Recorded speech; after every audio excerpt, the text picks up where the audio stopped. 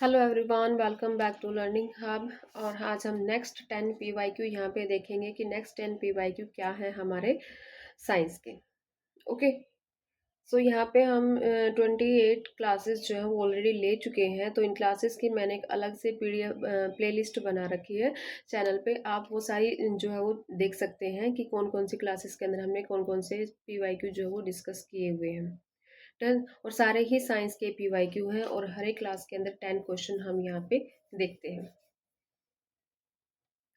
Okay, तो चलते हैं भाई, आज की क्लास को हम कंटिन्यू करते हैं क्वेश्चन नंबर 1 की तरफ।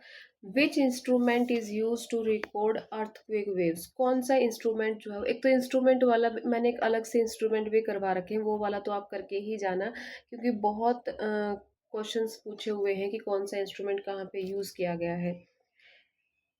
तो इसके अंदर पूछा है कि कौन सा इंस्ट्रूमेंट जो वो यूज किया गया है अर्थक्वेक वेव्स को रिकॉर्ड करने के लिए। Polygraph, barograph.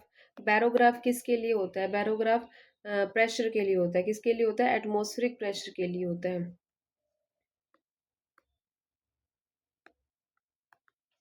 ये होता है एटमॉस्फेरिक प्रेशर के लिए, तो ये ऑप्शन नहीं होगा। थर्मो है, थर्मो वर्ड से ही पता करना कि थर्मो किससे रिलेट करता है? टेम्परेचर से। ये टेम्परेचर को रिकॉर्ड करने के लिए होता है कि टेम्परेचर के अंदर क्या चेंजेस होते हैं। पॉलीग्राफ है, पॉलीग्राफ किसके लिए होता है? ये अगर कॉमनली इसको हम एक लाई डिटेक्टर कहते हैं। ये क्या है? एक लाई डिटेक्टर है। ये रिकॉर्ड रखता है हमारे पल्सेस का रिकॉर्ड रखेगा, ब्लड प्रेशर का रिकॉर्ड रखेगा, रेस्पिरेशन का रिकॉर्ड रखेगा। तो ये भी नहीं है। बच गया हमारे पास सिस्मोग्राफ। तो सिस्मोग्राफ जो है वो हमारा यहाँ पे बेस्ट आंसर रहेगा, क्योंकि सिस्मोग्राफ जो वो यूज़ किया जाता है सिस्मिक वेव्स या वाइब्रेशंस को रिकॉर्ड करने के लिए। सिस्मिक वेव्स या वाइब्रेशंस को रिकॉर्ड करने के लिए जो है वो यूज किया जाता है seismograph. Right. Second question, the fraction of the total current carried by each ion is called. ये क्वेश्चन भी रिपीट है कि जो फ्रैक्शन होता है एक आयन के, हर एक आयन के द्वारा टोटल करंट कितना कैरी किया जाता है, उसको हम क्या कहेंगे? उसको हम कूलम नंबर कहेंगे, नस्ट नंबर कहेंगे, ट्रांसपोर्ट नंबर कहेंगे, या नन ऑफ दीज कहेंगे। तो ये किसकी डेफिनेशन है? ये डेफिनेशन है हमारे ट्रांसपोर्ट नंबर की। The fraction of the total current carried by each ion is called the transport number. उसको हम क्या कहेंगे? ट्रांसपोर्ट नंबर कहेंगे। सो सेकेंड ऑप्शन के लिए जो आंसर रहेगा वो होगा option number C. Next is what is the unit of force in the CGS system? Force की क्या यूनिट है? सीजीएस सिस्टम के अंदर इसने पूछा है कि फोर्स की क्या यूनिट है। पॉन्ड है, न्यूटन है। न्यूटन तो उसकी एसआई यूनिट होती है, बट इसने क्या पूछा है? सीजीएस यूनिट पूछी है। जूल किसकी होती है? जूल एनर्जी की होती है, एनर्जी या वर्क की होती है। तो आंसर क्या होगा हमारा? डाइन। डाइन फोर्स की यूनिट होती है in CGS system. CGS system के अंदर फोर्स की यूनिट क्या होती है? Dyne. So question number third के लिए जो आंसर जाएगा ऑप्शन नंबर डी। चलते हैं फोर्थ क्वेश्चन की तरफ। क्या है fourth question? Equal volume of all gases at the same temperature and pressure contain an equal number of molecules. भी इक्वल नंबर है सभी गैसेस का और सेम टेम्परेचर और सेम प्रेशर के ऊपर वो equal number of molecules contain करती हैं। दिस इज नोन एज, इसको हम क्या कहेंगे? ये कौन सा लो है? डाल्टन्स लो है, बॉयल्स लो है, चार्ल्स लो है, या फिर एवोगैड्रोस लो है? तो ये कौन सा लो है हमारा? Avogadro's law. According to Avogadro's law क्या होता है कि जो इक्वल वॉल्यूम होता है गैसेस का वो equal number of molecule contain करती हैं eight the same temperature and pressure. ये क्या है हमारा? एवोगैड्रोस लो है, इसको एज इट इज याद रखना है। बाकी ऑप्शंस देखते हैं क्या है इसके अंदर। डाल्टन्स लो क्या होता है? डाल्टन्स लो डील करता है total pressure of mixture of non reacting gases. Total pressure of mixture of non reacting gases. Boyle's law क्या कहता है? बॉयल्स लॉ कहता है कि एट कांस्टेंट टेम्परेचर के ऊपर जो प्रेशर है वो क्या होगा? इनवर्सली प्रोपोर्शनल होगा किसके? वॉल्यूम के। इनवर्सली प्रोपोर्शनल होगा वॉल्यूम के। प्रेशर इन्वर्सली प्रोपोर्शनल होगा वॉल्यूम के, टेम्परेचर क्या है यहाँ पे, कांस्टेंट रहेगा। चार्ल्स लॉ क्या कहता है कि कांस्टेंट प्रेशर पे, बॉयल्स लॉ के अंदर टेम्परेचर कांस्टेंट था, चार्ल्स लॉ के अंदर प्रेशर कांस्टेंट रहेगा। और इस लॉ क्या कहता है कि जो वॉल्यूम है वो डायरेक्टली प्रोपोर्शनल होगी टेम्परेचर के। ठीक है, ये है हमारे बाकी के options. Dalton's law, total pressure of mixture of non reacting gases. Boyle's law क्या कहता है कि प्रेशर इन्वर्सली प्रोपोर्शनल होगा वॉल्यूम के at constant temperature.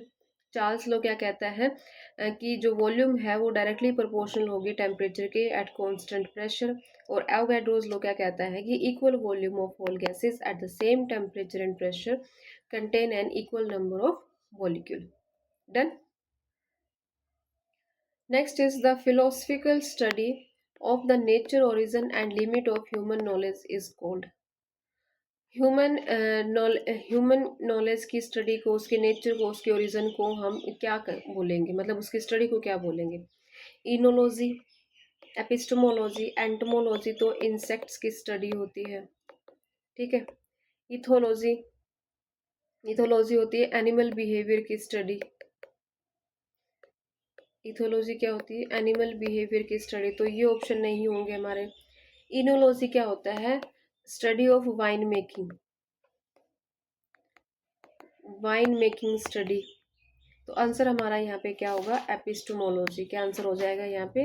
Epistemology. Epistemology philosophy की वो ब्रांच होती है जो डील करती है ह्यूमन के नेचर को, ठीक है, सोर्स को या फिर ओरिजिन को एंड लिमिट्स ऑफ नॉलेज को, इन सब को वो डील करती है। Branch of philosophy that deals with the source, origin and limits of knowledge, उसको हम क्या कहेंगे? एपिस्टोमोलॉजी कहेंगे। इनोलॉजी क्या था? Study of wine making. Entomology क्या होता है? Study of insects. और इथोलॉजी क्या होता है? Study of animal behaviour. Clear? Fifth question. Next is the question number 6। The aluminium 3 positive ion is a, paramagnetic होता है, एंटी फेरोमैग्नेटिक होता है, फिरोमैग्नेटिक होता है या फिर डाईमैग्नेटिक होता है। तो जो एल्यूमिनियम 3 पॉजिटिव है वो होगा भाई डायामैग्नेटिक। वो क्या होगा? डायामैग्नेटिक होगा, क्योंकि सभी इलेक्ट्रॉन्स क्या है इसके अंदर? पेयर्ड है। सभी इलेक्ट्रॉन्स पेयर्ड है, इसलिए हम इसको क्या कहेंगे? डायामैग्नेटिक कहेंगे। Next question. Groundnut seeds normally contain approximately what percentage of protein and oil respectively. Groundnut के सीड के अंदर कितना प्रोटीन है और कितना ऑयल उसके अंदर प्रेजेंट होता है? 20, 45, 25, 45, 30, 50, 35 या 50। तो जो एक स्टैंडर्ड यूनिट यहाँ पे मानी गई है वो है ऑप्शन नंबर बी, यानी कि 25% तो क्या होता है? प्रोटीन प्रेजेंट होता है। और ऑयल कितना होता है? 45% इसके अंदर ऑयल प्रेजेंट होता है। ये एक अप्रोक्सीमेटली परसेंटेज है ग्राउंडनट के सीड के, मूंगफली के सीड के अंदर कि कितना प्रोटीन है और कितना तेल पाया जाता है। 25% प्रोटीन होगा और 45% उसके अंदर क्या होगा? तेल होगा। Okay. Next is 2,4-D। 2,4-D क्या है? एक वीडिसाइड है या फिर एक ग्रोथ रेगुलेटर है या एक ग्रोथ रिटार्डेंट है। ग्रोथ रेगुलेटर मतलब जो उसको रेगुलेट करता है, ग्रोथ को प्रमोट करता है। रिटार्डेंट जो उसको स्टॉप करता है। ठीक है। वीडिसाइड एक ऐसी चीज जो कंटिन्यूसली ग्रो होती रहती है, कंटिन्यूसली ग्रो होती है, मतलब कंट्रोल नहीं होती है वो, अनकंट्रोल्ड ग्रोथ उसकी, तो उसको हम क्या कहेंगे? वीडिसाइड। वो दूसरी चीज़ों को भी वहाँ पे ग्रो नहीं होने देती है, इसलिए हम उसको वीडिसाइड का नाम देते हैं। Both A and B. तो हमारा आंसर यहाँ पे होगा both A and B. Both A and B कैसे होगा यहाँ पे? क्योंकि वो वीडिसाइड की तरह भी एक्ट करता है। वीडिसाइड क्यों क्यों एक्ट करता है? क्योंकि वो कंटिन्यूसली ग्रो होता है, अनकंट्रोल्ड है, उसको हम कंट्रोल नहीं कर सकते हैं। बाकी जो क्रॉप वहाँ पे होनी है उनको वो वहाँ पे ग्रो नहीं होने देता है। नेक्स्ट बी ऑप्शन क्या है कि ग्रोथ रेगुलेटर। ग्रोथ रेगुलेटर क्या है कि क्योंकि एक सिंथेटिक ऑक्सीन की तरह एक्ट करता है, सिंथेटिक ऑक्सीन की तरह एक्ट करता है। और ऑक्सीन क्या है कि प्लांट हार्मोन है जो उसकी ग्रोथ के अंदर हेल्प करता है। इसलिए दोनों ही option both A and B यहाँ पे करेक्ट है कि जो 2,4-D है वो एक वीडी साइड भी है और साथ के साथ एक ग्रोथ रेगुलेटर भी है। ठीक है, और इसकी फुल फॉर्म क्या है 2,4-D की? Dichlorophenoxy acetic acid. क्या है ये? Dichlorophenoxy acetic acid. डाइक्लोरोफिनॉक्सी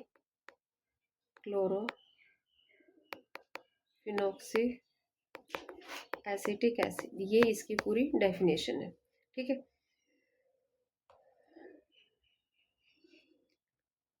और इसके अंदर अनकंट्रोल्ड ग्रोथ होती है बिल्कुल। नेक्स्ट क्वेश्चन की तरफ चलते हैं। 9th क्वेश्चन, इन टबैको टबैको प्लांट के अंदर टोपिंग, टोपिंग क्या होता है? टोपिंग का मतलब क्या है? Removal of buds in the axil of leaves, buds को रिमूव करना लीव के एक्सेल से, उसको हम क्या कहेंगे? सक्रिंग कहेंगे। उसको हम क्या कहेंगे? सक्रिंग।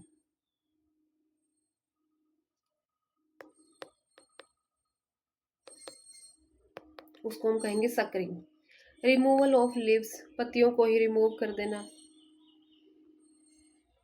Removal of terminal birds and burning of leaves, पत्तियों को जला देना। ये तो ऑप्शन नहीं है, हमारा आंसर यहाँ पे क्या होगा? Removal of terminal buds. जो टर्मिनल बर्ड्स होते हैं, टोपिंग का मतलब है कि टर्मिनल फ्लावर हेड जो बर्ड है उसको वहाँ से रिमूव किया जाए to promote the leaf development. ठीक है, लीफ की डेवलपमेंट के लिए।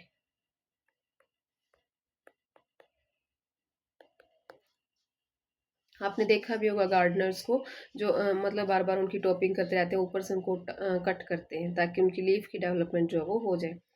तो यहाँ पे टॉपिंग का मतलब है रिमूवल ऑफ टर्मिनल बर्ड्स।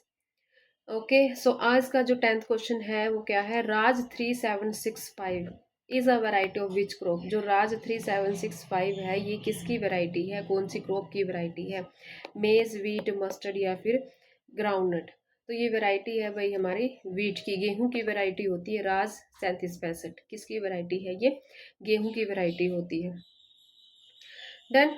सो भाई ये थे आज की क्लास के 10 क्वेश्चन जो हमने यहाँ पे रिवाइज किए हैं, और हर एक ऑप्शन को भी हमने देखा है कि बाकी ऑप्शंस के क्या मीनिंग है। ओके, सो कल मिलते हैं नेक्स्ट 10 क्वेश्चंस के साथ। और क्लास को शेयर कीजिएगा, लाइक कीजिएगा एंड सब्सक्राइब कीजिएगा अगर आपने चैनल को अब तक सब्सक्राइब नहीं किया है, क्योंकि यहाँ पे आपको डेली 10 PYQ जो है वो साइंस के मिल रहे हैं जो बहुत ज़्यादा यूज़फुल होने वाले हैं। हमारे जो CET के एग्ज़ाम्स अभी आएंगे अक्टूबर नवंबर के अंदर, उनके लिए बहुत ज़्यादा यूज़फुल होंगे ये। डन।